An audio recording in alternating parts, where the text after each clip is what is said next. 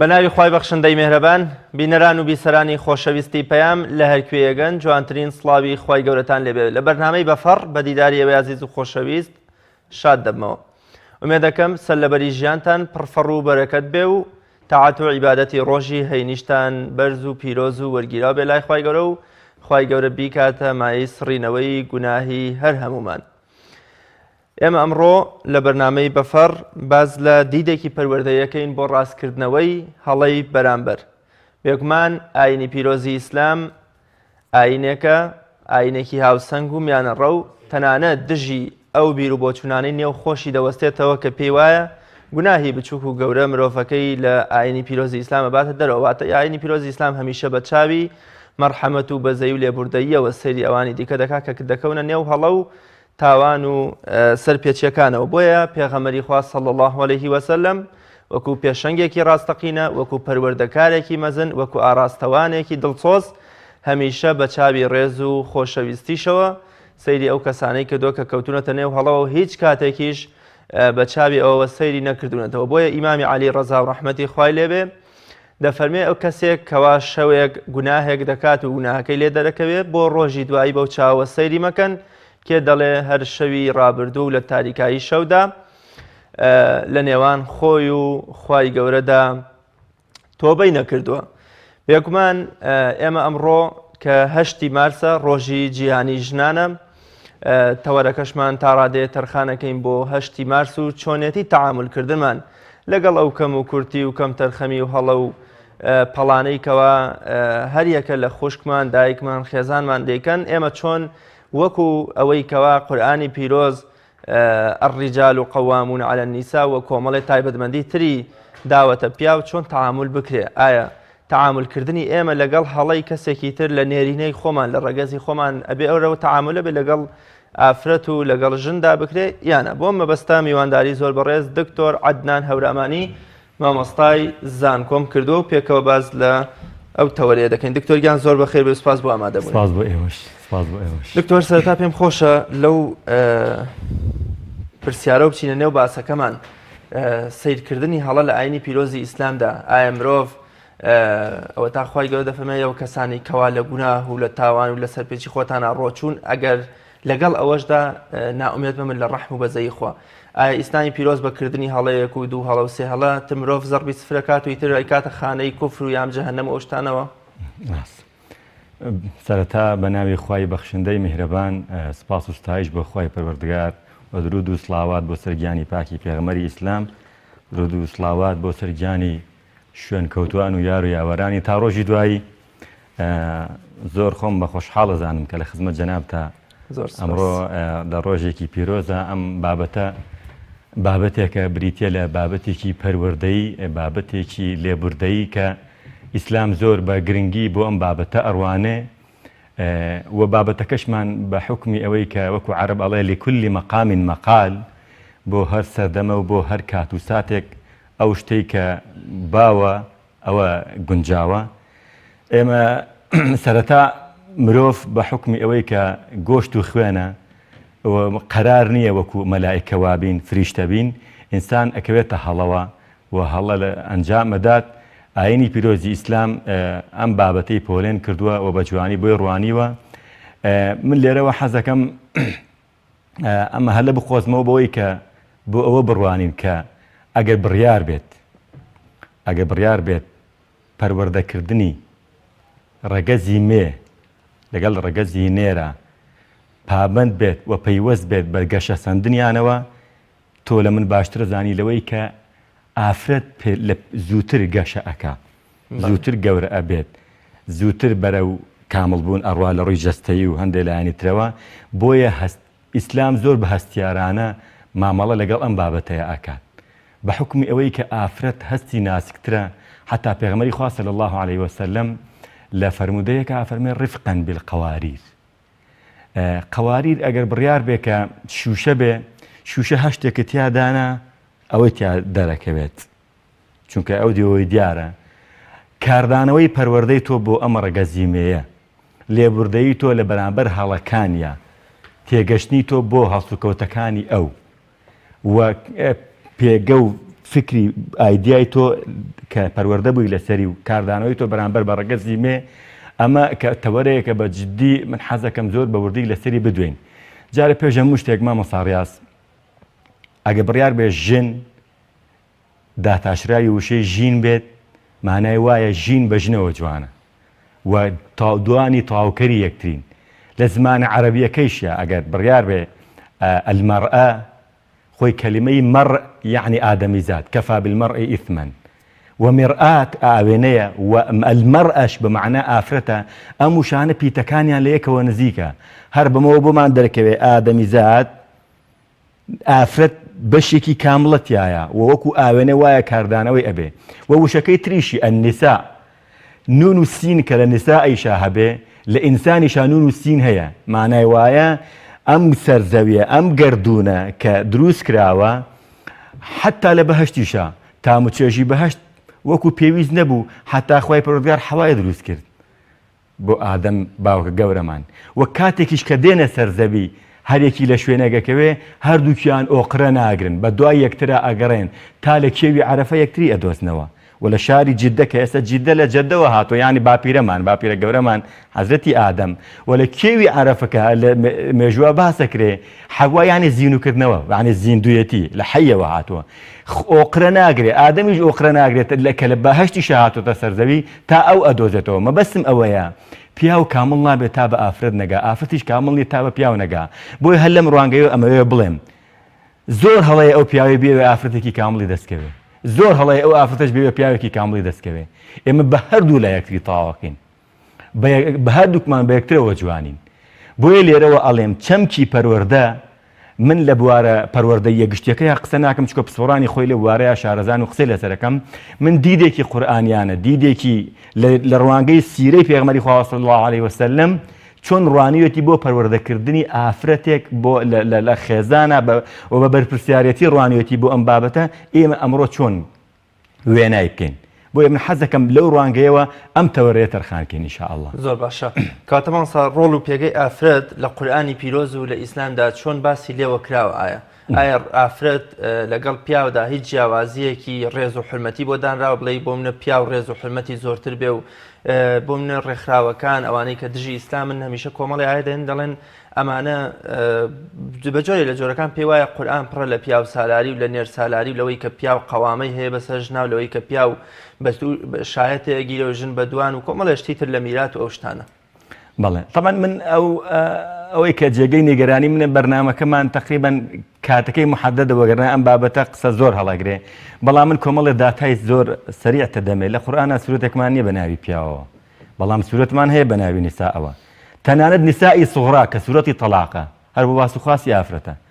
لە سورەتی مەریەمە ناوی ئەو هەموو پێغەمبەرە هاتووە کەچی بە ناوی مەریەمەوە ناوەندرێت مەبەستم ئەوەیە تەنانەت لە فەرمودەکانە فەرمودەیەکمان نییە پێغەمبەری خوا صلی الله علیه وسلم بفەرمێ ئەگەر دوو کوڕێ پەروەردە کرد پێو گەیاندن تۆ لەگەڵ منە لە بەهەشتا ئاو هایت بەڵام بۆ دوو کوژوە ئەفەرمێ و تەنها کۆمەڵە شوێنمانەیە پێغەمبەری خوا صلی الله علیه وسلم ئەم دوو پەنجەیە بەرزکاتەوە ئەو شوێنانە زۆر هەستیار و زۆر تایبەتن بۆیە پێغەمبەری خوا صلی الله علیه وسلم زۆر جەختی لێکاتەوە من و ئەو کەسە لە بەهەشتا ئاو هاین لە چەند شوێنێکی کەم ئاوای فەرمووە بۆ چەند شتێکی تایبەت یەکێک لێ شوێنانە ئەفەرمێ هەر کەسێ دوو کچ پێ بگەێنێ لە ڕێوایەتێکا کچێک پەروەردەی بکە و پێ بگەێنێ من و ئەو لە بەهەشتا ئاو هاین مەبەستم ئەوەیە و لە فەرمودەکانیشە تەنانەت لە پێگەی ئافرەت کە باسەکرێ سێ جار قۆناغی دایک باسەکە لە قۆناغی چوارەما فەرمێ باوک و ئەوەی کە لە کوردواری خۆمانە ئەڵێن بەهەش لەژێر پێی دایکانایە بەڵگەی فەرمودەی لەسەرە کە کابرا یەتە لای پەیغەمبەری خوا صلی الله علیه و سلم ئەفەرمێ بچن بۆ غەزا بۆ جیهاد ئەفەرمێ دایک باوکت ماون ئەفەرمێ بڕۆ قاچیان بگرەوە ئیلزەمهما بەوانەوە وابەستە بە خزمەتیان کە چونکە بەهەش لەژێر پێی دایکانایە مەبەستم ئەوەیە بابەتی ئافرەت لە قورئانە لە تقریبا نزیکی 20 شوێن بە تایبەت تەرخان کراوە بەس بۆ باس و خواسی ئافرەتان لە ئیسلامە پێگەی ئافرەت پێگەیەکی تایبەتی هەبووە کە لە سەردەمێکە پێش هاتنی ئیسلام بابەتی لەشفرۆشی و کەسابەت بە لەشفرۆشیەوە هۆز و قەبیلەی وا هەبووە لەسەر ئەوە ژیاون بژێوی ژیانیان لەسەر تجارەتکردنەوە بەلەشی ئافرەتەوە حتا لە قەبیلەی وەها بوو هاتوو بۆ لای پێغەمبەری خوا صلی الله علیه و سلم کە کاتێ ویستویانە مسلمان بنێ یەکێک لەو داواکاریانی کە داوایان کردو ئەوەیە با ئەو مەوزوعەمان لەلا نەبرێ ئەو مەوزوعەمان لێ قەدەغە نەکرێ ئەوەنە وابەستە بوون ئەوەنە تێکەڵ بە خوێن و جەستەیان بووە مجتەمەعێکی ئاوا کە ئەو شێوازە درەندەیە سێری ئافرەتی کردووە پیا وەکو کاڵایەک سێری ئافرەتی کردووە کە چی بە پەروەردەکردنێکی خۆناغبەندی و پلەبەندی وا لە مرۆڤ ئەکا پێغەمبەری خوا صلی الله علیه و سلم کە بە ماوەی 500 کیلۆمەتر هەشترێک ئافرەتێکی پێیە لە مەککەوە ئەیبا بۆ مەدینە لا ناکاتەوە سەیریکە و بە چاوی ڕێز و حرمەتەوە ئەگەیەنە خانەوادەکەی کە بەو شێوازە پەروەردەیانەکە یان گەیەنتە ئاستێک بە بەهایەکی کەماڵ و گەورەی سەیری ئافرەتکەن و چەندین دەقی پیرۆزمان هەیە لەسەر ئەوەی کە پێغەمبەری خوا صلی الله علیه و سلم هەڵوێستی چۆن بۆ لە بەرامبەر هەڵەی ئافرەتە رفقا بالقوارير خۆی بۆ خۆی گەورەترین بەڵگە و نیشانەیە بۆیە بەجددی إذا علمت ولدا فقد علمت فردا أما إذا علمت امرأة أو بنتا فقد علمت أمة ئەوەی کە ئافرەتێک پەروەردەکە ئومەتێکی پەروەردە کردووە چونکە دوجار هەر ئەو ئافرەتەیە بەرپرسیارەتی ژیان ڕوبەڕووی ئەوە بێتەوە لە پەروەردەکردنی مناڵەکاندا هل لبر أويك إلا شاعر فرمي إذا الأم مدرسة إذا اعتدتها أعددت شعبا طيب الأعراق وبروك أو كتابي تايبت معني لسر أو من علاني كبيباوكن يعني لمجتمعي كردي خومانا وحتى لعالم جوركان برو سيرة جانيان كا زور بي زوريان بمنالي باوكيان مردوه دایکەکە شوێنی باوکەکەی بۆ گورتوونەتەوە و پەروەردەی کردوون و کردوێتی بۆ پیاوە مەزنەی کە حتا کتێبێکمانەیە مامۆستا بەرزان خوا ئافریقا و کردێتی بە کوردی ئەو مناڵانەی ڕەوڕەوەی مێژویان گۆڕی تا شێخ محەممەدی خاڵ هێنایەتی هەموو ئەو مناڵانن کە دایکیان وەڕاء كل رجل عظيم امرأة دایک لە پشتیەوەیەتی هەر بۆیە لە زمانی عەرەبیە کەسێک کە باوکی ئەمرێ پێوترێ یەتیم بەڵام کە دایکی ئەمرێ پێ ناوترێ یەتیم پێوترێ لەطیم يعني لطيم للطمة ولا خدان بوي لكردواريا تفسيري أما كراوة چی منال بباوك هتيو ناكوي بدايك هتيو أكوي چونك بجدي دايك كان شوني باوك كان أجر نوا زور جار ونازي منالك هالقري ولا جنجتي خوي كاتا قرباني بو منالكاني بوي أبي أم بابت زور لسري هالوسط بكين زور لسري بوستين كبجدي رولو بيجي أفرز زور لإسلامك جري بايخ وجرينجا هل لمروان جيوا پێغەمبەری خوا صلی الله علیه و سلم مداراتی ئەو خێزانانەی کردووە کە هەڵوێستی وای لێ بینیون کە ئەمڕۆ ئێمە ڕوبەڕوومان بێتەوە دۆشاو تێکەڵەکەین یعنی منەیەکی سادە و ساکار بە تۆ بڵێم جارێکیان پێغەمبەری خوا صلی الله علیه و سلم لە ماڵی عایشە دانیشتووە خزمەتکارێکی یەکێک لە خێزانەکانی تری کە زەینەبە تەقە لە دەرگایە خواردنە گەیەنە لە ناو قاپێکە کە خواردنەکە ئێنە هی زەینەبە پێغەمبەری خوا صلی الله علیه و سلم ئەتر سەیریەکە و عایشەش دەرگاکە کاتەوە عایشە زۆری پێناخۆشە بێ بۆ لەسەرەی ئەمە ئەو خواردنە نێنە غیرەت ئەیگرێ بۆ گزێگەیە لە قاپەکە و ئەیشکێنێکێتە خوارەوە خواردنەکە بڵاوە بێتەوە تەمام هەڵوێستا هەڵوێستێکی بەڵێ هیدایەکی مسلمانانە بەس وەڵای هەڵوێستێکی جوان نییە هەڵوێستێکی یعنی ئەگەر ئێمە بین تەقریبەن کاردانەوەمان ئەبێ زۆر بەناشرینی پێغەمبەری خوش حەزی لە خواردنەکە بۆ حەزی لە خواردنەکە بۆ بەڵێ پێغەمبەری خوا صلی الله علیه و سلم بەم دەستەواژەیە ئەرە وەڵا غیرەت گرتی هەر بە عەشایرەکەی خۆمان غارەت ئومکم ئەرە وەڵا غیرەت گرتی ئەچێ خۆی خواردنەکە کۆکاتەوە قاپێکی ناو ماڵی عایشە ئێنێ ئیکاتە ناو قاپەکەوە قاپەلەتەکە لەو لاوەدانێ بووی لە بەشاو عایشەیە بێ ئەم کاردانەوەیە چونکە نەفسیەتی بەرامبەری خوێندنەوە ئێمە هەندێک جار کێشی ئێمە ئەزانین چییە لە ڕوانگەی دیدی نێرینەی خۆمان و بۆ ئەو بەرامبەر سیرەکەین هەندێک جار ئافرەت کە ئەم غەڵەت و کاردانەوە ناشرینە بەرامبەر بە ئێمەکە هەندێک جار وا دەرەخاکە تۆی خۆشەوێ بەڵام ئەوەیە تێنەگەشتنەکەی ئێمەیە وامان لێەکە بە چاوێکی تر سەیریەکەین حتا جارێکیان ئەبوبەکری سیدیق بەلای ماڵی پێغەمبەری خوا صلی الله علیه و سلم ئەڕوا هاوار و دەنگە عایشە دەنگی بەسەر پێغەمبەری خوا صلی الله علیه و سلم بەس کردوێتەوە ئەبوبەکری سیدیق زۆر بێتاقەتە بێ مەوقیفەکە ئەمە کچەکەیەتی لەگەڵ پێغەمبەری خوا صلی الله علیه و سلم تەقە لە دەرگایە ئەفەرمێ مەجاڵیان بێمە ژوورەوە ئەچێتە ژوورەوە کە مەوقیفەکە ئەبینێ عایشە دەستی بەس کردوێتەوە و دەنگە بەسەر پێغەمبەری خوا صلی الله علیه و سلم یەکسەر ئەبوبەکر سیدیق ئەچێ بەرامبەری لێی تۆڕا بێ ئەفەرمێ تۆ بەرامبەر بە پێغەمبەرێکی ئاوا گەورە دەنگ بەرزەکەیتەوە دەست بەرزەکاتەوە لێی تۆڕا بێ عایشە هیچ چارێکی بۆ نامێنێتەوە لە سام و هەیبەتی باوکی تووڕەیە بەو شێوازە دەموچاوی 444 دروست کردووە و زۆر سوور بووەتەوە کە ئەمە چۆن هەڵوێستی ئاوا عایشە بەرامبەر پێغەمبەری خوا صلی الله علیه و سلم پەنا ئابادەچێتە سەر پشتی پێغەمبەری خوا صلی الله علیه و سلم عایشە خۆی داتە پاڵ پێغەمبەری خوا صلی الله علیه و سلم بەم شێوازە عایشە دوورە خاتەوە لە ئەبوبەکری سیدیق ئەبوبەکری سیدیق دوورە خاتەوە لە عایشە ئەبوبەکری سیدیق ڕوخسەت دەخوازێ و ترەوە من ئەچمە دەرەوە ئەچێتە دەرەوە کە ئەچێتە دەر لە ماڵەوە دوورەکەوێتەوە تۆزێک لە ماڵەکە دوورەکەوێتەوە بەکری سیدیق نامرتاح بێ ئەڵێ با بگەڕێم و بزانم هەڵوێستەکەیان چۆنێتە چکە لەو دقەیە کە ئەو دوورەکەوێتەوە ئەو پێغەمبەر خاصەسم بە سوعبەتێکە فەرمێ چەند ڕزگارم کردی ئاگاو لێوە چۆن دیفاعم لێ کردی بە سوعبەتێکەوە عایشە کە ئەم هەڵوێستەی پێغەمبەر خاصەم دەبینێ بە سوعبەتەوە بەخۆی ئاچێتەوە زۆر تەریقە بێتەوە لەو دقەیە نوکتەیەک شتێک باسەکرێ پێکەنینێک قاقای پێکەنین لێیە لەو دقەیەش ئەبوبەکر سیدیق کە ئەگەڕێتەوە گوێ لە دەنگی پێکەنینە بێ خوایە 5 دقە پێش ئێستا دەنگ هاوار و فوغانی عایشە و تووڕەبوونی بوو ئێستا پێکەنینە ئەبوبەکر سیدیق فەرمێ ئەدخلانی فی سلمکما کەما ئەدخەلتمانی فی حربکما ئاتخوا لە پێشا لە شەڕتانە بەشدار بووم و گوێم لێ بوو ئاتخوام جارێ ئێستا لە دەرگایان ڕێبن بابێ مەشهور بزانم ئەمەیان چ باسە کەچی سێرەکات دانیشتۆ بابەتێکی ئاوا کە شێوازێکە بەجددی مایی ئەوەیە کە زۆر جارشتی ئاوایە شیرازی خانەوادەی خێزانمان تێکچووە پێغەمبەری خاصم بە عسابێکی هادێ بەینەما جاری واجب بە پێغەمبەری خاص صلی الله علیه و سلم کتێبمان هەیە بە تایبەت لەسەر ئەو شوێنانەی مەواقف غەضب فيها الرسول صلی الله عليه وسلم بەڵێ پێغەمبەری خاصم بەشەر بووە تووڕە بووە بەڵێ بە شێوازێکی زۆر کە دەموچاوی سوور بۆتەوە فکەئەنەما منذر جەیش کەچی لەم جۆرە هەڵوێستانەیە ئینسانێکی حەکیم پەروەردەکارێک ئەگەر حەکیم و دانا نەبوایە مداراتکردنی نۆژن سیانزەژن بەجددی قورسە چکە هەرێکی بیر و بۆچوونێکی هەرێکی ئادیایەکی هەیە هەرێکی لە تەمەنێکایە بۆیە بەڕاستی مداراتکردنی تێگەشتی بەرامبەر کە بریتێ لە ڕەگەزی ئافرەت ئەم ئەبێ زۆر وریای بین ئەبێ زۆر عاقلانە مامەڵەی لەگەڵا بکەین چکە ئافرەت هەستی ناسکترە وەکو پیاو نییە تەنانەت من یەک نمونەی سادە بۆ تۆ باسەکەم کە لە شوێنیانی تریش ئەمەم باس کردووە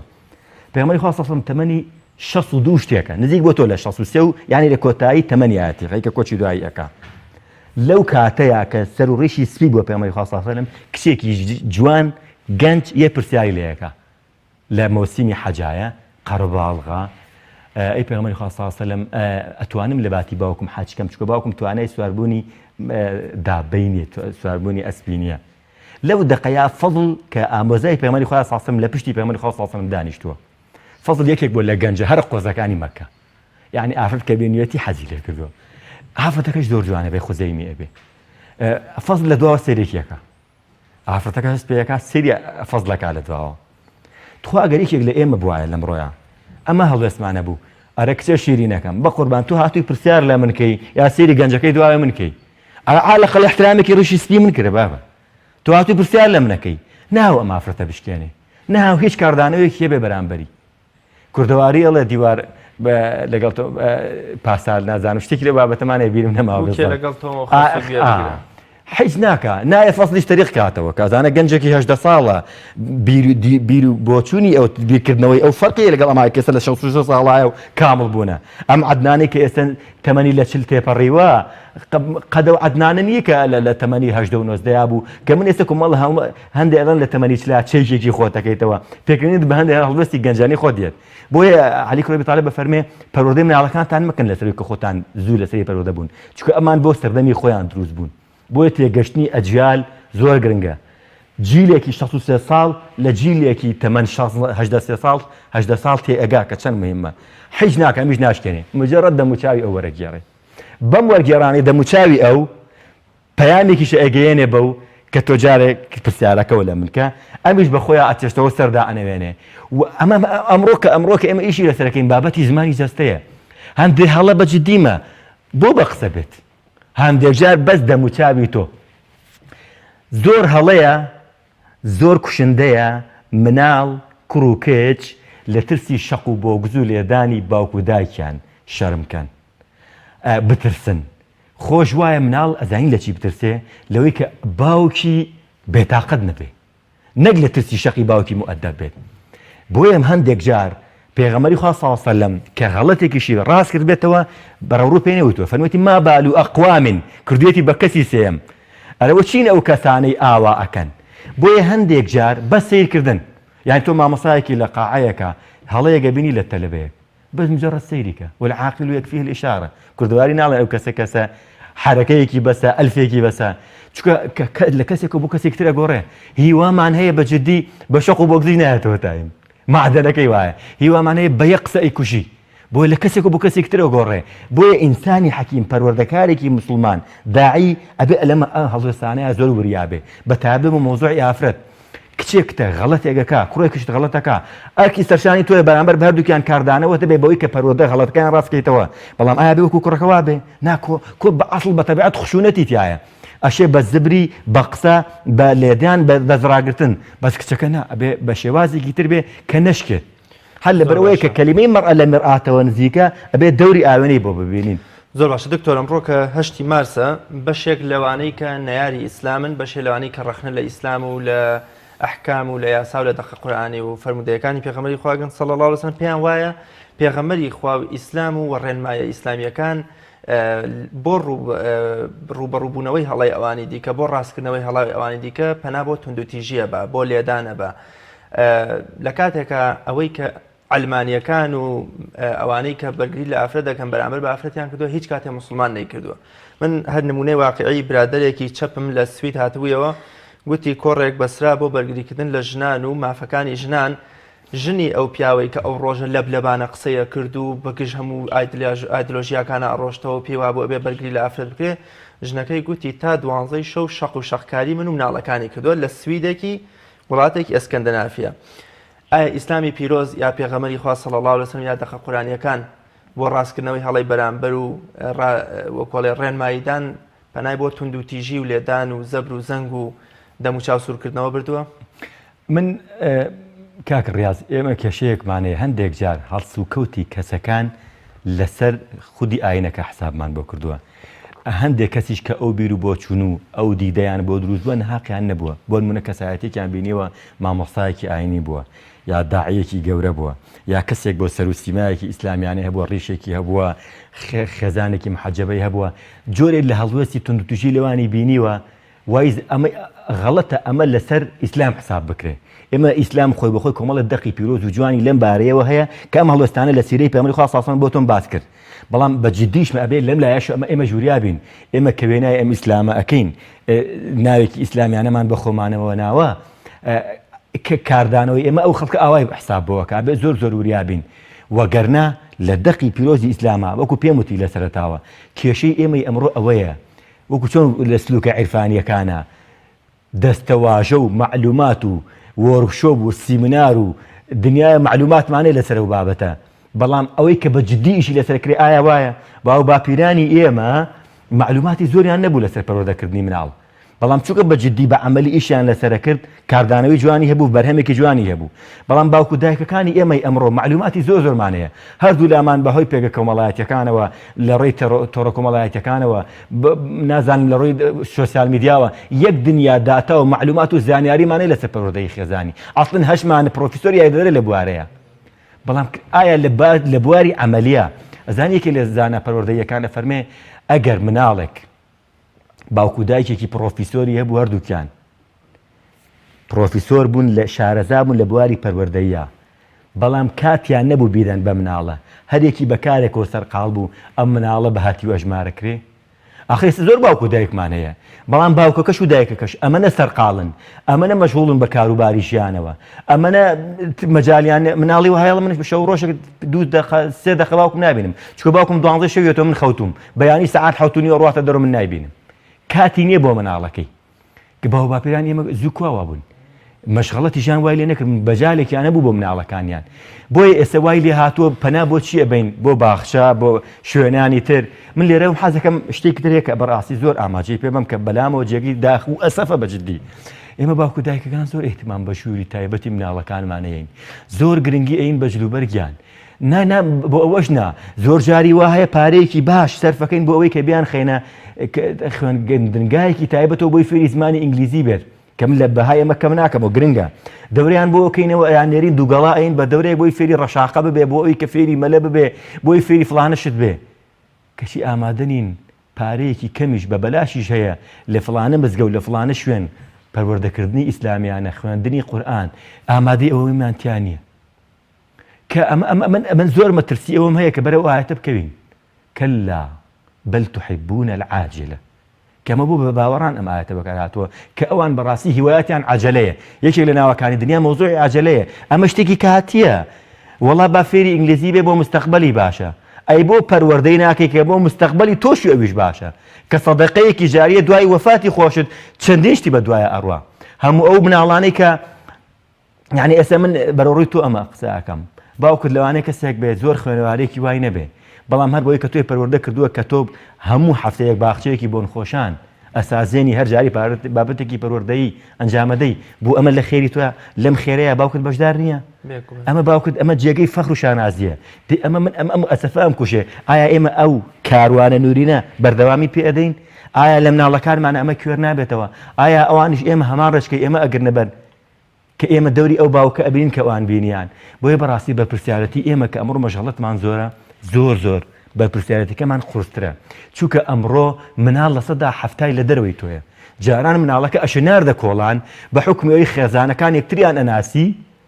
پەروەردەکردنی زۆر قورس نەبوو چونکە هەموو یەکتریمان ئەناسی ئاگامان لێبوو بەڵام ئێستا پەروەردەکردنی مناڵ زۆر قورس بووە بۆیە بەڕاستی ئەبێ گرنگی بە چەندێتی نەین گرنگی بە چۆنیەتی بدەین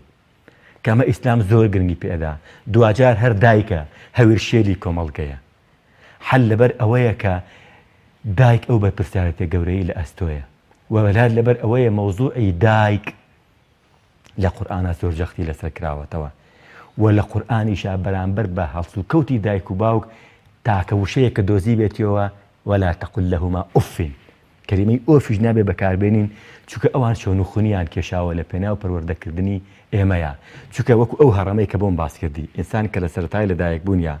کاتێک کە پێی نەگرتووە کاتێک کە دانی نییە کاتێک کە وردە پێ ئەگرێ تا ئەگاتە چل لە چلا وردە کە ئەچێتەوە بۆ قۆناغانی قشەکە ئەوەرێ دانەکە وردە ئەکەوێ چاوەکەی وردە کەزە بێ وردە لە پێ ئەکەوێ لە ڕووی زانستیەوە تەبیعەتیشی مناڵ ئەبێتەوە زۆر تەبیعی وەریگرە سەعات 3 شەو دایکە پیرەکەت کە تۆ لە خزمەتیای باوکە پیرەکەت کە تۆ لە خزمەتیای سەعات 3 شەو هاوینە داوای بەفرکە داوای ڕانی لێ بکە لە 3 شەوە مناڵ ورکە لە ناگرێت داوای شتێکە دنیای گیان بینی خۆیەتی وا بیرەکاتەوە ئەو بیرکردنەوەی ئەو ژەکاتەوە ئاستە نابێت تۆ بڵێ برا ڕۆستە وەختی ئەوەیە کۆتە دانیشە تەحمل کتابەیانی ئەبێت تۆ زۆر بە تەبیعی وەریگری چونکە هەموو ئینسانێکە ئەگاتە کامل بوون دیسان وردە وەکو مەولەوی فەرمێت چیت پێدا بووم هەموویم دایەوە بەس حسابی حەشر ماوەلامەوە مەبەستمەوەیە تێگەشتنی جیلی کۆن لەگەڵ جیلی نوێیە ئەبێ باوکەکان ئەم هەست بن بە پرسیارەتە بکەن پێغەمبەری خوا سەڵسەڵەم لە تەمەنی 63 ساڵیە لە تەمەن 18 ساڵێ تێگەی ئایا ئێمەش ئەمەمان ئەبێ مامۆساڕیا زۆر جاری وایە ئێمە تووڕەبوونەکانمان لەسەر شتێکە زۆر بێمانایە کەچی شوێنە کە جێگەی تووڕەبوونە بۆی تووڕە نابی یعنی لە مەجلیسێکە غیبەت ئەکرێت جنێ و ئەدرێ باسی خواسی ناقۆڵا ئەکرێت زۆر تەبیعی وەریەگرین گەرد ناکرێت دڵمان بەینەما ئەگەر چێشتێکی سوێر یان شتێکی ناتەبیعی کە شتێکی سادەی ئەمە ئینسان هەڵەیەکە خۆمان تووڕە ئەکەین دەی پێغەمبەری خوا صلی الله علیه و سلم وەکو چۆن غەضەبی مەحمود و غەضەبی مەذمومانەیە لەو شوێنانەیە بۆ خوا بوو بێ زۆر پیس تووڕە بووە قبوڵی نەکردووە کاتێکە عائشە بەرامبەر بە یەکێک لە خێزانەکان یا جۆرە قسەیەکی کرد بێ بەرامبەر بە خەدیجەیەکە لە خێزانەکانی تری پێغەمبەری خوا صلی الله علیه و سلم تاو دەموچاوی سوور بووە بەینەما بۆ ئەم هەڵوێستەی کە زۆر نەشیاوە مەوزوعێکی قاپشکاندنێکە زۆر تەبیعی وەرەگرەوە بۆ چونکە ئەوەیان سنوور بەزاندنە نەک لە نێوان ژن و مێردیشە لە نێوان کەسەکانە تۆ سنووری خۆت بزانم سنووری خۆم بزانم ئێمەتر لێ ئەم یەک تێکش نەدروستە بێت و هیچ کەسمان شەڕمان نابێت ئەوەی ئەمڕۆ کە ئێمە کاردانەوەمان زۆرە ئینسانی شەرقی بەتایبەت ئینسانی کوردی زۆر کات هاوینمان زۆر گەرمە و زستانمان زۆر ساردە جۆرێ لە کاردانەوەی مەش هەر لە مناڵی و جۆرە لە تووڕەی لە ناخ و مۆخمانە هەیە تەبیعەتێکی شاخاویمان هەیە ئەمەش کاردانەوەی هەیە لەگەڵ هەڵوێستەکانی بەرامبەرمانە من پیاوم ئەبێ ئەو سنووری خۆی بزانێ پیاوە ژن بەڵام قسێ زۆر جوانە بەڵام ئەبێ کەوتیان پیاوە ژنی ژنە ئەگەر قەرار بێ نقصانی ئەو بە تۆ پڕکرێتەوە نقصانی تۆش بۆ پڕکرێتەوە بۆی ئەگەر بەم ڕۆحیەتەوە مامەڵەوان لەگەڵ هەڵەکانە کرد زۆر بە ئاسانی ئاوێگەکەین بەم ئاگرەیە زۆر باشە دکتۆر ئایا مامەڵەی پێغەمبەری خوا صلی الله علیه و سلم یا کاردانەوەی بەرامبەر بە هەڵەی پیاوێک و ژنێک وەکو یەک وا بووە واتە گەر هاوڵێکی ئافرەتی یا هاوڵێکی پیاوی هەڵەیەکیان کرد بێ هەمان هەڵە بوو بێ پێغەمبەری خوا صلی الله علیه و سلم هەمان بۆ منە ئەو سەرزەنشت و یان باسکردن یا گلەی و ڕخنەی کە لە پیاوەکەی کە تۆ بۆ بەرامبەر بە ژنەکە ژەر بۆ شێوەیە بووە من زمانی دەربڕینی بۆ ژنەکە جیاواز بۆ پیاوەکە من لە سەرەتای بەرنامەکەشەوە پێم وتی پێغەمبەری خوا صلی الله علیه و سلم تاکە شعارێکی ئەوە من ينشأ في الحلية القرآن فەرمێ وهو في الخصام غير مبين ئافرەتێک هە لە مناڵی و بەناسکی پەروەردە بێ هیوایەتی بکۆشوشەیە حەزی لەوەیە مناڵە لە مناڵی و کوڕەکان عەجوولن یاری ئەکەن مامەڵەی ئەم لەگەڵ ئەمەیە کە بەناسکی پەروەردە بووە فەرقی هەبوو بۆیە پێغەمبەری خوا صلی الله علیه و سلم و جەختی لێ یەکەمەوە کە فەرموویەتی رفقا بالقوارير شوشە زۆر بەتونی مامەڵە لەگەڵا کرد ئەشکێ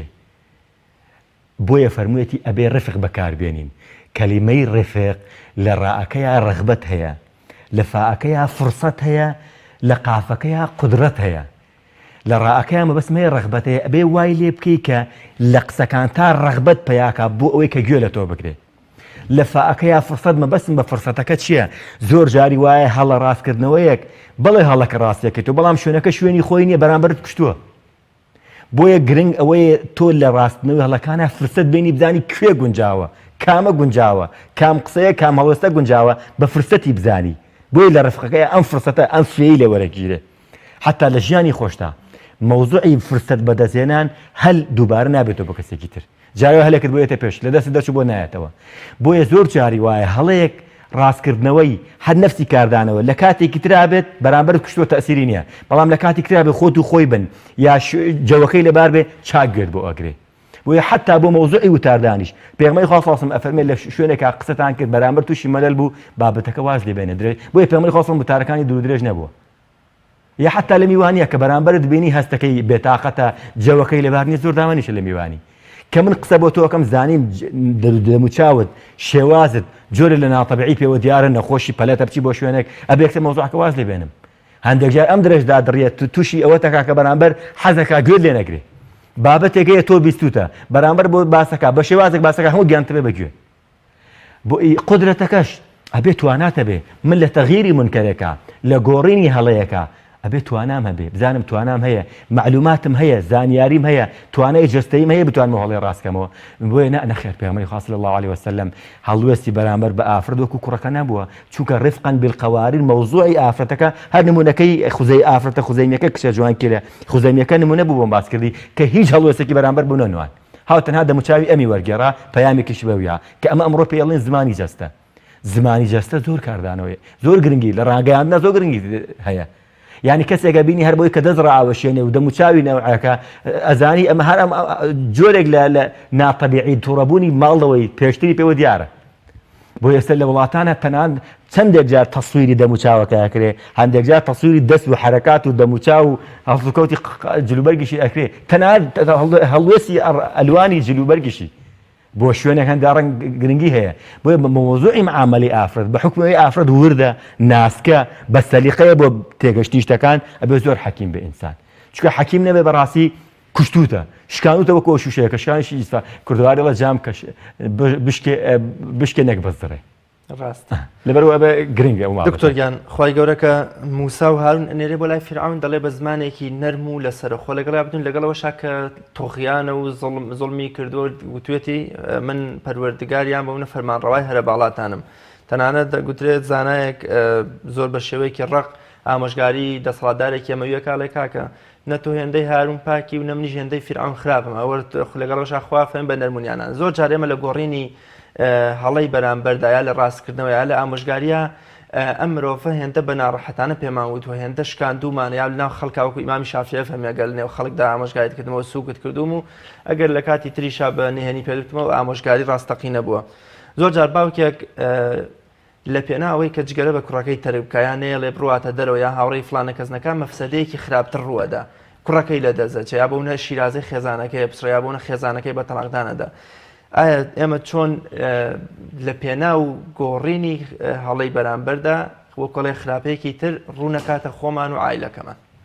پرسیارێکی زۆر جوانە دووروژان مامۆستا ڕیاض من حەز دەکەم ئاماژە بە شتێ بەم زۆر گرنگە هەندێک جار پێغەمبەری خوا صلی الله علیه و سلم بۆ ڕاستکردنەوەی هەڵەکان تاکە حرفێکی نەوتووە تاکە کاردانەوەیەکیشی نەبووە هاتووە خۆی هەڵوێستێکی ئەنجام داوە هەر بەم هەڵوێستەی پەیامی بە بەرامبەر گەیاندووە سادەترین نمونە نمونەکەی کاتێکە لە سڵحی حودەیبیە کە بەگوێ ناکەن ئەڵێن بابە بۆ خاتی خوا چۆنە بەشتیوە ئێمە پاشگەز نابینەوە و پێغەمبەری خوا صلی الله علیه و سلم زۆر بێتاقەتە مەڵەستە کاتێکە گەڕێتەوە خەزانیە فەرمێ هیچیان پێ مەڵێ تۆ حیوانی خۆ سەر ببڕە و دەستنوێژی خۆ بگرە و کاردەینی خۆ بکە و قژت کورت کەرەوە و هەر بەمەی کە ئەم بەگوێی خێزانەکەیەکە ئەوان دیۆ پەیامەگەن مەبەستم ئەوەیە لە پەروەردەکردنی مناڵە هەندێک جار مناڵ زۆر ڕقی لە گەیاندنی پەیامە بە سەریعی حتی طبیعەتی ئینسانی جوایە ئیلتیزاماتی پێ ناخۆشە حتا نمونەیەکی سادە بە تۆ بڵم تەلەبەیەکی شەشی عەدادیت مەلزەمەیەک 12 لاپەڕەیە بەلا تۆ ئێزعاجە چووکە بەیانی امتحانێتیایە بینەما کتێبێک 500 لاپەڕەیە چووکە خۆت بە ڕەغبەتی خۆ مطالعەکەی تەواوی شەکەی بەلا تۆ ئاساییە بۆیە بەلای تەلەبەوە شەوی امتحان قسە خۆشە گڵۆ بە ڕۆژە خۆشە سوحبەت خۆشە بەس سعیەکە خۆش نییە بۆ چووکە ئیلتیزاماتە نەفسیەتی ئینسانەمەی پێ ناخۆشە بۆیە بۆ باوک گرنگە لەو قۆناغانەیە هەندێک جار خۆی ئەنجامی شتەکەوە ئەرە ڕۆڵ ئەمڕۆ بۆ نچین بۆ فلانە شوێن ئەرە پێت باشە ئەوە بکەین یان خۆت لە بەرچاویە ئەنجامی بە وردە هەندێک جار لە هەندێک ماڵە باوکەکان کە بەرماڵەکە ڕاخن نوێژەکەن مناڵەکە خۆی بۆ خۆی لە پەنا باوکەکەیە عین تەقلیدی باوکەکە زۆر جاری واژەوە نێ بچکۆلی ناتوانێت ڕکوع بەرێت تەنها لە پەنا سوجدەکەی با یەکسەر ئەم هەڵوێستە چونکە مناڵ لەو تەمەنای هیواتی لاساییکردنەوەیە حەزی لە بینینە پاڵەوانێکی کارامەی ئەوەیە کە بتوانێت ئەکتەرێکی باش بێ ئەمە کەم تۆی باوکو دایکە ئافرم بۆ باوکو دایکی ئەکتەرێکی بەهێزن قسەکەرێکی بەهێزنی کێشەی ئێمە ئەمڕۆ ئەوەیە کە بەڕاستی زۆر قسەکەرین بەڵام کردارمان کەمە بەجددی لەم قۆناغەیە هەندێک شتەیە ئەوە گرنگە کە هەڵوەستی جددیمان هەبێت لەسەری هەڵوەستە جددیەکەش بەوە بێت کە خۆمان لە بەرچاوی کارێک ئەنجام بین بۆیە ڕاستکردنەوەی هەڵەیەک کە زۆر جارزانی و قسەکە تەئسیری نییە ئەبێ ئەمە دکتۆرێکە ئەچی بۆ لای زۆر جاری وایە ڤایرۆسەکە زیاترە ئەڵێ ڕۆژی 4 جار بیخۆ نەخۆشێکتری هەمان نەخۆشە بەس ئەمان کەمتر ئەڵێ ڕۆژی 3 جار بیخۆ عرب ناڵێ كلم الناس فرمودەمان نییە فەرمە كلم الناس على قدر عقولهم لكل مقام مقال ئەبێ بەپێی هەڵوێستی بەرامبەر قۆناغێک لە قۆناغەکان ئەشێوا بخوازێت دەست بێت قۆناغێک لە قۆناغەکان ئەشێوا بخوازێت بەدەم بێت قۆناغی لە قۆناغەکان ئەپێ نا کوردواڵێ ئەڵێ کوتێک لە باشتەوە هاتووە نا قۆناغی وا قۆناغەکان وا ئەخوازێ بەڵێ تووڕەیی بێ ڕایگرم بەڵام چ قۆناغی ئەگەمە ئەوە پێویستی بەوەی کەسێکی حەکیم دانا بۆیە باوکو دایک بەڕاستی چەندێک گرنگە من حەزەکەم ئەمەت پێ بڵێم مامە ساڕیاس ئێمە دەردێکی کوشندەمان هەیە بەوەی کە هەندێک جار لەبەر چێژی جەستەیی خۆمان ئاگامان لەوە نییە کە ئەم چێژە جەستەیە کە لە کارێکی سێکسیا لە ئەڵوەستێکی خێزانیە ئەنجامێدەی تۆ بیر لەوە کردەوە بوونەوەرەی گەورەی تەسەرزەوی ئەبێ کاتێک کە ئەم زۆر غەڵەتە لەبەر زەواج لەبەر چێژی جەستەیی بێ ئەبێ بیر لەوە کەی تۆ کە تۆ بوونەوەرە گەیەنتە سەرزەوی ئەم بوونەوەرە سبەی ڕۆژ نەبێتە دارێکی زەقوم و زەرەری بۆ کۆمەلگا و بۆ خۆشت هەبێ بۆیە هەندێک لایانی پەروەردەیی ئەڵێن گرنگە لە 7 ساڵیەوە پەروەردەی مناڵ گرنگی پێ بدرێ بەڵام لە ئیسلامە پێش زەواج گرنگی دراوە بە پەروەردەکردنی مناڵ بۆی کە چۆن هەڵوێستمە بێ چۆن ئافرەتێک اختیارەکەم لە دنیای جیهان بینی منەوە نزیکە بۆی دوجار کە بوونەوەرە یەتە سەرزەوی بە هەردوو لامان بە پرسیارەتی پەروەردەکردنی بگرینە ئەستۆ ئەمانە بەڕاستی هەڵوێستانێکن کە زۆر گرنگە و ئیسلام لەسەر یەک بەیەکی وەساوە لەسەر یەک بەیەکی هەڵوێستەی کردووە و بۆ هەر هەمویان دەقی هەیە ئەوە کاردانەوەی هەڵەی ئێمەیە لەسەر ئیسلام حساب کراوە و پیاوە سالاری ئەم جۆرە دەستەواژانە کە ئێستا زەقراوە و هەموو ڕێکخراوەکان گرنگی بە مافی ژن ئەدەن و ئەگەر ئەمە نەبێ لەولاوە بۆ یەکێتی پیاوان دروستە بێ یەکێتی پیاوانی چی یەکێتی ژنانی چی یەکێتی ئێمە هەموو دوجار هەموو یەکێکمان ئینسانین یەک دنیا خاڵی هاوبەشمانەیە بۆ لایەنە جیاکەینەکان زەقکەینەوە دنیای خاڵی هاوبەشمانەیە هەردوو کلامان یەکدی تەواوەکەین هەردووکمان بە یەکتریەوە جوانین ژین و ژیان حتا لە کوردەواریە هاوسەر هاوژین ئەم جۆرە دەستەواژانە هەموو تەواوکەری یەکترین بۆ ئێمە ببین ئەمانە زەقکەینەوە بۆیە بەڕاستی لە ڕاستکردنەوەی هەڵەی بەرامبەرە ئینسان تا چەندێک حەکیم بێ گرنگە ئەمە قسەم بۆ ڕانێ گوێگری بەڕێز پێشا بۆ خۆمە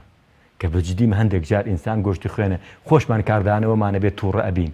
خۆشمان کاردانەوەمانە بێ هەڵوێستی هەڵە ئەەکەین بەڵام گرنگ ئەوەیە کە بزانین بەجددی چۆن هەڵوێستی بەرامبەر کە ئەو لە دنیای جیهانبینی خۆیەوە کردوێتی تۆ لە دنیای ئەو تێگەشتی تر ئەزانی چۆن مامەڵی لەگەڵاکەی کێشەکەی ئێمە لەوەیە کە لە خۆمان و سەویشتەکانەکەین دەبتەوێت ئەو وەکو تۆ بیرکاتەوە نا کاتێکێکتان زیادن بۆیە بەڵێ پێغەمبەری خوا ساسم زۆر حەکیم وریا و دانا بووە و بەرامبەر هەموو پێغەمبەری خوا ساسم لەگەڵ مناڵە هەڵوێستی بە معاملەی گەورەی کردوها لە کۆڵانێکەوە ڕۆشت بێ چۆن لە سەلامی پیاوێکی گەورە وتێتی سڵاوی خواتان لێبێ لە مناڵیش هەمان معاملەی کردووە تەنانەت مناڵ چۆلەکەی نەخۆش بووە چووە هەواڵی چۆلەکەی پرسیوە و چۆلەکەکەی کۆچی دوایی کردووە مردار بووەتەوە ئەم چوو بۆ پرسەکەی چوو بۆ پرسەکەی ئەتە مناڵە چۆن دروست نابێ ئاخە کێشەی مناڵی ئەمەوێت 12 جارڵێ بابەت لە داری 11 تو جوابیتەوە دەجارە پەلەمەکە ئەوە نازانێ پەلەمەکە ئەو دقەیە معلوماتەکەی پێ پرسیارەکەکە لەو دقەیە تۆ پێ بڵێ چکە بیری ئەچێت و یان خەیاڵی چێ بۆ شتێکی تر ئێمە کە بخۆمان سەرخاڵ بین بە ناردنی یاریەکەەوە یا چاتەکەەوە یا پابجیەکەەوە ئەغە باوک دایکەوەمانێ باوەڕکە کوڕی باوکی وا هەیە لەبەر پۆبجی ئەو یاریانە جوابی بابەی مناڵەکەی نایەتەوە ئیتر دوجار بەجددی ئەو مناڵە ئەگەر لاساریش بێ مەگەرکێ بە پرسیارە لەمەیە بۆیە بەجددی ئەم بابەتانێکن زۆر هەستیارن و بە ورتر مەسەلەی ئافرەت بە حکمی ئەوەی کە ئافرەت جۆرێ لە شەرمیتایە بەخوا دەرگات بۆ نەکردەوە نەبووی بەڕەفیق بۆی بۆ ئەوی کە بابەتەکان لا باسکە بۆ شوێنی ترەگەڕێ کە لە شوێنی تر دەردی دڵی کردەوە بە هەڵەیە ئەڕوا معلومات و داتا و زانیاری هەڵە وەرەگرێ ئەو کاتە لە دەستی تۆ دەرەچێ ئەو کاتە وەک عەرە بەڵێ اتسع الخرق على الراقع بە پینەچیش پینە ناکرێ بۆی ئەمە گرنگە بەڕاستی هەر لە سەرتاوە ئیشی لەسەر بکرێ زۆر باشە دکتۆر گیان کۆتا سەرنج و پەیامتان لەسەر تەوەرەکە و لەسەر ناوەڕۆکی ئەو بەرنامە ئەوەی کە باسمان کرد کۆتا سەرنج و پەیامت پێم خۆشە گوێی لێ کۆتا قسەی من ئەوەیە ئەگەر بتەوێ قەڵایەکی پۆڵین لە نێوان خۆت و دۆزەخا دروستکەی ئەوەیە کە کاتێکە ڕەگەزێکی مێ دێتە ناو جیهانی خێزانیتەوە بە جوانی پەروەردەکەی چکە پێغەمبەری خوا صلی الله علیه و فەرمێ هەر کەسێک کچێکی بوو پەروەردە کرد بە پەردەیەکی جوان ئەبێتە قەڵایەکی پۆڵین بۆی لە ئاگری دۆزەخ بە بەسم ئەوەیە پەروەردەکردن هەرکی بە پرسیارەتی خێزان بە پرسیارەتێکی زۆر قورسە کەسی حەکیم و دانای ئەوێ کەسێکی ئەوێ ئەم دەستەواژانە لە مێشکی خۆی لابەرێ ژن سالاری و پیاو سالاری دوجار ئینسان سالاری بوونەوەیەکی گەورە هاتوتە سەرزەوی ئەرک و سەرشانی بە پرسیارەتی ئێمە زۆر قورسە بەوەی کە ئێمە لە ڕۆژی قیامەتە لەسەر ورد و دروشتی ئەم بابەتانە پرسیارمان لێکرێ خوای گەورە وامان لێ بکات کە لە ئاسی بە پرسیارەتیا بین وامان لێ بکات کە هەر قسەکەر نەبین چکە دوجار دۆزەخیان زۆر ئەوانن کە زۆر بڵێن نەکردار شەرتە لەم جۆرەشتانەشە مەعامەلی جددی گرنگە وەک قسەی باق و بریق وەکو شعرەکەی مەحویکە ئەفەرمێ بەلاف و گزاف نابێ من خۆشحاڵم کە بەڕاستی لە بەرنامەیە کە ئەم بابەتە وەکو کوردەواریەڵە ئاوکێشە بەڵام خوازیارم کە ما لا يدرك كله لا يترك جله ئەوەندەی کە پێویست بێت لەسەر بابەتە قسەمان کرد بێ ئینشاءالله زۆر سپاس دەکەم زۆر سپاس بۆ ڕێز دکتۆر عەدنان هەورامانی مامۆستای زانکۆ میوانی ئەمڕۆی بەرنامەی بەفەڕ بووی سپاس دەکەم سپاس بۆ ئێوەش خوای گەورە دکتۆر گیان سپاس دەکەم بینەرانی بەڕێز و خۆشەویست هەر لە بابەت ڕاستکردنەوەی هەڵەی ئەوانی دیکەوە بە تایبەت کە لە ئێمە ئەمڕۆ لە 8 مارسین نمونەیەک لە یەکێک لە زانە جوان و بەرجەستەکانی کوردەواریتان بۆ باز دەکەم کە کاک ئەحمەدی مفتیزادەی ڕەزا و ڕەحمەتی خوای لێبێ کە لە سەرەتای شۆڕشی گەلانی ئێراندا چەپ و مارکسیەکانی ڕۆژهەڵاتی کوردستان وێنایەکی زۆر ناشرین و دزێویان بۆ کەسایەتی کاک ئەحمەدی مفتیزادە کردبوو بەوەی کە دەیانگوت خائین و خۆفرۆش و دژە میلەتە لە کاتێکا یەکێک بوو لە دڵسۆزە هەر ڕاستەقینەکانی پارچەی ڕۆژهەڵاتی کوردستان ڕۆژێ لە نێو سیارەکەی خۆیدا لەگەڵ هەندێک لە هاوڵانیدا یەکێک لەو ژنە کار تێکرا و کاریگەرانەی کە بە بیری مارکسی و چەپ پەروەردەکرا بوو جامی سیارەکەی کاک ئەحمەدی مفتیزادەدا دەداتەوە و دوور بێ لە ڕووی ئەوە تفێ دەکاتە نێوچەوانی کاک ئەحمەد و پێی دەڵێ هەی خائین و خۆفرۆش ئەوانەی کە لەگەڵ کاک ئەحمەددان دەیانەوێت دابەز نەخوارەوە و وەڵقڵێ کاردانەوە و یان بەرپرسدانەوەیەکی ئافرەتە بدەنەوە کاک ئەحمەدی مفتیزادە دەفەرمێ لێی گەڕێن هەر بەوەی کە لە ناخ و بیرکردنەوەی ئەودا من خائین و ئەویش لە پێناو میلەتەکەی خۆیدا ئەم جیهاد و تێکۆشانەی کردووە ئەم شەهامەت و عیززەت و جیهاد و بەرخۆدانەی ئەو مەمرێنن بە هەر لە دڵ و دەرونیا هەبێ بۆ ئەوەی ڕۆژێک ئەگەر ئەمەی بۆ ڕاست بوویەوە ئەو کاتە بە ئەم لە جیهاد و تێکۆشانی خۆی دژی خائینان و میلەت فرۆشانی وڵاتەکەی خۆی هەر بەردەوام بێ و هەر لە جیهاد و لە تێکۆشاندا بێ بۆیە ئەم ئافرەتە دەڵێ دوای ماوەیەکی زۆر گەشتمە ئەو قەناعەتەی کە کاک ئەحمەد زۆر لەو مارکسی و چەپانە دڵسۆزتر بوو بۆ میلەتی کورد بەبێ ئەوەی دڵۆپە خوێنێکیش لە پێناو قەزیەکەی خۆی دابڕژێنێ و لە کۆچی دواییشیدا زۆرترین گریانی بۆ کاک ئەحمەدی موفتیزادە بوو ڕەزا و ڕەحمەتی خوای لێبێ. تەنانەت ئەو کەسەش کە دەڵێ من چەپکە گوڵێکی گرانبەهام کڕی و ویستم بیبەم بۆ کاک ئەحمەد لە بەرامبەر هەندێک غەڵەت و پەڵەی خۆم بۆی، کاک ئەحمەد فەرمووی بیبەرەوە و پارەکەی ببە بۆ فلانە کۆڵان و فلانە دەرگا. ئەلێ کە تەقەم لە دەرگادا ئافرەتێکی ڕوت و ڕەجاڵ و داما و بێجورم هاتە دەرەوە، گوتم ئەم پارەیە کەسێک نردوێتی و وتوێتی ناوی من نەدەی. ئەڵێ ئەویش گوتی بەخوا قەسەم لە شاری سنەدا غەیری ئەحمەدی موفتیزادە هیچ کەسێ ئاگای لە خۆم و چارەڕەشی دوو منداڵەکەم یەکەم بێوەژنێکە مەبەستی ئەوەیە کە هەموو جار ئەم پیاوە دڵسۆزە بە تەنگ دڵسۆزی میلەتەکەیەوە بووە و تا بەیگەشتنەوەیەکی تر بەخوای گەورە مێهرەبانتان ئەسپێرم هەر شاد و سەرکەوتوو بن و ژیانتان پڕ لە فەڕ و بەرەکەت و خۆشی و ئاسوودەیی.